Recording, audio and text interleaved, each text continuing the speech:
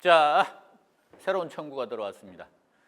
선생님, 왜 선생님은 자본적 지출액이 개론에 쓰는 경비가 아닌데 세법에 쓰는 경비인가요? 이런 질문을 듣고 해야 되겠구나. 바로 출발 한번 해보겠습니다. 우리가 부동산을 운영을 하게 되면 사업소득세 이렇게 내고요.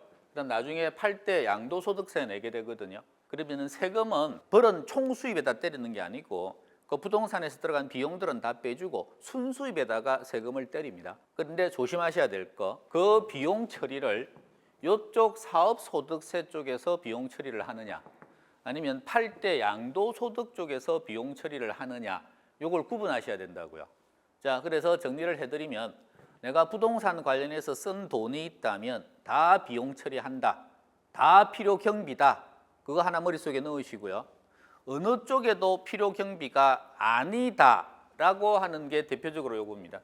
다시 말하면 정상적으로 나간 것들은 다 비용 처리 인정받는데 지연이자, 내가 잘못해서 늦게 해가지고 지연이자를 냈다, 이런 거는 필요 경비로 인정 못 받는다고요. 그리고 정여세나 상속세는 부동산 관련된 세금이 아니고 돌아가시고 뭐 해가지고 내는 세금이라서 이것도 부동산 관련된 세금으로는, 비용으로는 인정받지 못한다. 요거 말고는 그러면 다 그냥 비용이다 생각하시면 됩니다. 지금부터 할 건 그 비용이 이쪽 비용이냐 이쪽 비용이냐 그것만 구분하시면 돼요. 세법에서는 요걸 물어요. 양도소득세 쪽. 그러니까 이쪽에서 필요 경비입니까 아닙니까 이렇게 묻거든요. 그러면은 그 필요 경비가 이쪽에 있는 세금 쪽으로 나가는 필요 경비면 이쪽에서는 필요 경비가 아닌 거죠. 이쪽에서 나가는 필요 경비만 이쪽 필요 경비인 거죠. 자, 어떻게 구분합니까? 그러면 매년마다 지출되는 금액이다. 그러면 이쪽이고요. 그 다음에 몰아서 한 번에 나가는 거다. 그러면은 이쪽입니다. 그러면 한번 테스트 해보겠습니다. 집을 5층짜리를 6층짜리로 증축을 하면서 돈이 왕창 들어갔습니다. 그게 한 번 나가는 비용입니까? 매년 나가는 비용입니까? 그게 자본적 지출액이거든요. 자본적 지출액은 이쪽이죠. 한 번 나가는 겁니다. 요거. 베란다를 확장 공사를 했습니다. 그것도 한 번 나가는 비용이죠. 그럼 이쪽입니다. 재산세를 냅니다. 재산세 매년마다 나가죠. 이쪽입니다. 취득세를 냅니다. 취득세는 취득할 때 딱 한 번 나가는 거죠. 이쪽입니다. 그러니까 모든 나가는 돈들은 다 필요 경비다. 이쪽이냐 이쪽이냐 둘 중에 하나로 구분할 줄 알면 된다. 제일 중요한 거 삼각비라는 게 있습니다. 이거 삼각비라는 말 나오면 감가상각비 무슨 상각비 나오면 매년마다 똑같은 금액씩 이렇게 똑같이 나눠주는 거거든요. 그러니까 이거는 매년마다 나가는 거예요. 그러니까 삼각비는 어느 쪽이다? 이쪽입니다. 그 다음에 삼각비를 공제한 금액, 그러면 이쪽입니다. 무슨 말이냐 그러면 이따만큼 큰 금액이 있는데 이게 다 비용이에요. 근데 요거를 이렇게 쪼개가지고 매년마다 이쪽에서 조금씩 나누어서 뺄 거예요. 그러면은 여기서 매년마다 나가는 요 금액 조그만한 거, 요거는 삼각비예요. 그럼 여기는 여기에서 들어가요. 근데 한 3번 이렇게 쪼개놨는데 갑자기 한꺼번에 팔았어. 그럼 뭐 못 쪼갠 거 이만큼 있죠. 요건 한꺼번에 여기에서 필요 경비로 본다고요. 삼각비를 공제한 금액은 이쪽이고요. 삼각비는 이쪽이고. 이해됐어요? 큰 금액에서 삼각비를 빼고 남은 건 이쪽. 그 다음에 그냥 삼각비는 이쪽. 매년 나가면 이쪽. 이거 한꺼번에 그냥 딱 한 번 나가면 이쪽. 중개수수료 있죠. 한 번 나가요? 매년 나가요? 한 번. 그럼 이쪽. 공정비용이다 이런 것들을 딱 듣는 순간 한 번 나가는 거네? 이쪽. 수도료, 전기세 이쪽. 이자, 은행에 돈 빌리고 나가는 이자. 지연이자는 어느 쪽도 아니다. 지연이자는 내가 잘못했다. 그 다음에 은행에서 돈 빌리고 원리금 균등 상환 조건으로 돈 빌려서 매년마다 이자 갚아 나가거든요. 원리금, 대출이자라고 불러요. 이쪽. 근데 당사자 사이에 약정해가지고 이자조로 해서 내가 한번 줄게. 이런 식으로 해가지고 나가는 건 이쪽. 같은 이자라도. 그래서 그 생각만 잘 가지고 계시면 된다. 세금도 마찬가지. 재산세는 매년 나가는 거니까 이쪽. 그 다음에 취득세는 이쪽. 그 다음 하나 더 조심하실 거. 여기 보시면 자본적 지출. 아까 5층짜리 6층으로 증축했다 그랬죠. 그 자본적 지출은 한 번 나가는 거니까 당연히 이쪽이에요. 이 자본적 지출을 속일 수도 있습니다. 돈 별로 안 나갔는데 막 많이 나갔다고. 그래서 얘는 반드시 영수증이 있어야 돼요. 영수증이 있어야 되는데 영수증이 종류가 2종류가 있거든요. 그래서 그 2종류의 영수증 중에 한 종류만 있으면 된다. 영수증의 종류가 뭔지는 모르셔도 되고요. 그건 세법쌤한테 들어보시고 A라는 영수증과 B라는 영수증 둘 중에 하나가 있으면 인정받을 수 있다. 근데 둘 다 없으면 인정 못 받는다. 요거 하나. 매각 차손은 뭐냐 그러면 물건을 내가 부동산을 사면 채권도 같이 사야 되는데 그 채권은 10년, 20년짜리 장기 채권이라서 끝까지 가지고 있지 않고 채권 사가지고 바로 팔아먹거든요. 그러면 깡을 당하기 때문에 금액이 조금 줄어요. 그것도 내 돈 나간 거니까. 그래서 100짜리 채권이 있는데 그걸 바로 깡을 해버리면 80만 받을 수 있어요. 그럼 20은 날라갔죠. 그 20만큼은 필요 경비로 봐주겠다는 거죠. 근데 요 20을 은행 가가지고 깡하면 20만 까지는데 100에서 80으로 내가 아는 친구한테 좀 깡해주라 그랬더니 친구가 나는 50을 깡해야 되겠어. 그러면 50 깡했다 그래가지고 50만큼을 비용 처리를 안 해준다는 거죠. 은행한테서 가서 하는 게 정상적인 거다. 그래서 여기에 있는 매각 차손 있죠. 반드시 금융기관 매각 차손 그 금액만큼만 이쪽에서 비용 처리해 주더라. 자, 그 정도만 알고 바로 출발해 봅시다. 딱 보자마자 비용 이야기 나왔고요. 지금 양도 차익입니다. 양도 차익 계산이면 이쪽이에요, 이쪽이에요. 이쪽이죠. 이쪽은 사업소득, 이쪽은 양도소득. 양도소득은 차익을 말하는 거예요. 사고 팔고의 차익. 자, 그러면 요거 비용의 필요 경비입니다. 이쪽 경비에 포함되지 않는 것은 일회성으로 나가는 비용이면 다 이쪽 경비죠. 그 다음에 이쪽으로 나가는 비용이면 매년 나가는 거라든지 그러니까 이쪽 비용이면 이쪽 비용이면 이쪽입니다. 자, 그러면 신고서 작성한 비용이에요. 1회성입니까? 매년입니까? 요거 1회죠. 한 번 나가는 거죠. 두 번째 재건축 부담금. 요거 1회성으로 나가는 거죠.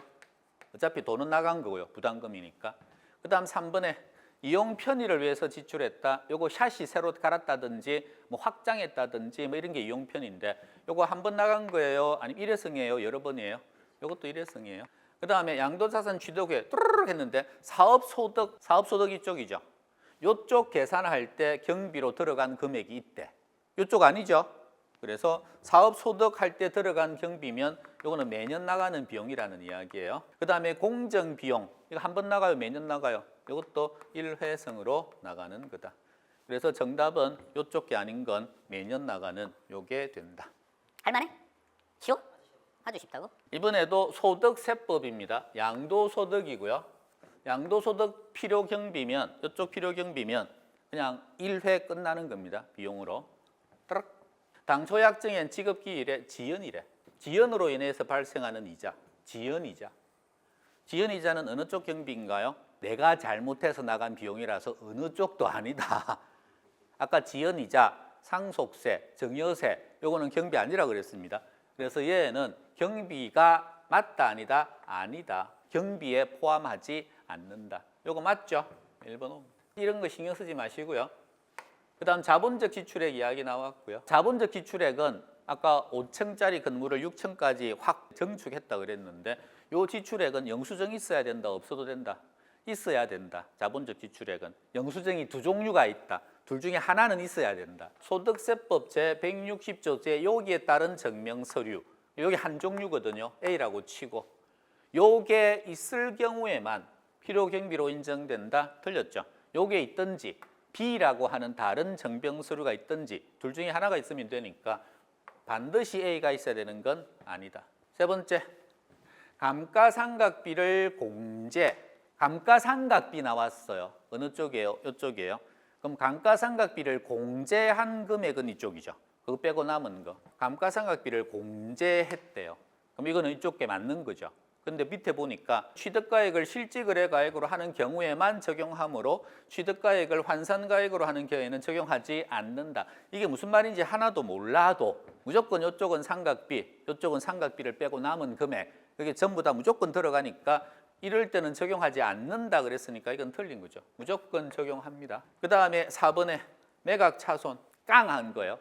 아까 깡한 금액은 어디에서 깡한 금액만큼만 인정해 준다? 은행 가서, 금융기관 가서. 그래서 얘가 매매 상대방과 관계가 있다 없다? 있다. 은행일 경우에만 그 금액만큼만 인정해 준다. 얘는 상관없다 그랬으니까 틀렸고. 취득세는 한 번, 여러 번. 취득세는 한 번 나가죠. 한 번이니까 이쪽 맞죠. 그래서 취득세는 경비입니다. 경비로 인정되지 아니한다. 그랬으니까 얘도 틀렸고. 또 하나, 취득세는 영수증이 필요 없습니다. 취득세는 국가한테 낸 세금이기 때문에 국가의 증빙자료가 더 남아있기 때문에 굳이 내가 납부 영수증 없어도 상관은 없다. 지금 양도 차익을 계산합니다. 근데 간단하게 생각하시면 돼요. 딱 읽어보니까 감가상각비가 등장했습니다. 그러면 감가상각비는 이쪽 비용이고요. 감가상각비를 뺀 금액이 이쪽 비용인 거죠. 이를 감가상각비입니다. 이를 공제하지 않은 금액으로 한다. 이쪽에 지금 양도 차익 생각하고 있는데 감가상각비를 공제하지 않은 금액입니까? 여기가 공제한 금액입니까? 공제한 금액이잖아요. 근데 공제하지 않은 금액으로 한다 그랬으니까 얘는 틀린 거죠. 그 다음에 자본적 지출액 나왔고 얘는 증명서류. 둘 중에 하나 있어야 된다 그랬죠. 그 지출에 관한 증명서류를 수치 보관하지 않고 그러니까 A가 없고 실제 지출 사실이 금융거래 증명 이 두 번째 증명 서류도 없고 B도 확인되지 않았고 둘 다 없으면 필요 경비로 인정해요 안 해요? 안 해줘요. 그래서 공제할 수 있다 그랬으니까 아니다.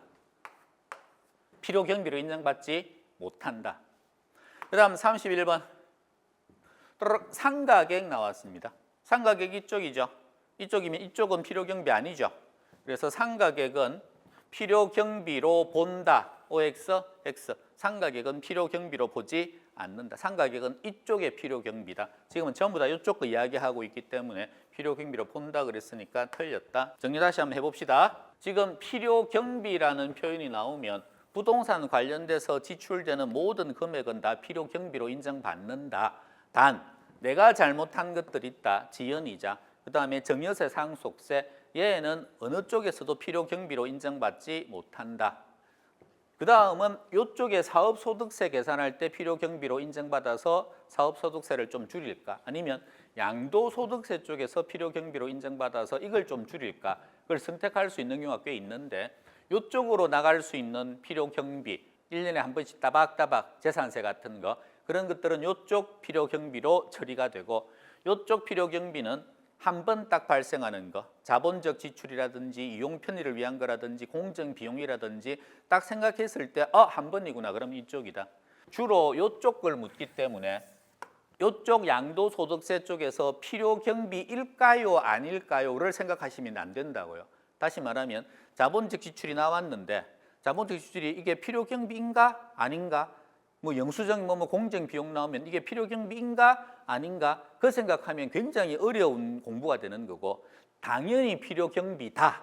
근데 이쪽 필요 경비인가 저쪽 필요 경비인가 요거 둘 중에 하나를 나누는 건 쉽다는 거죠.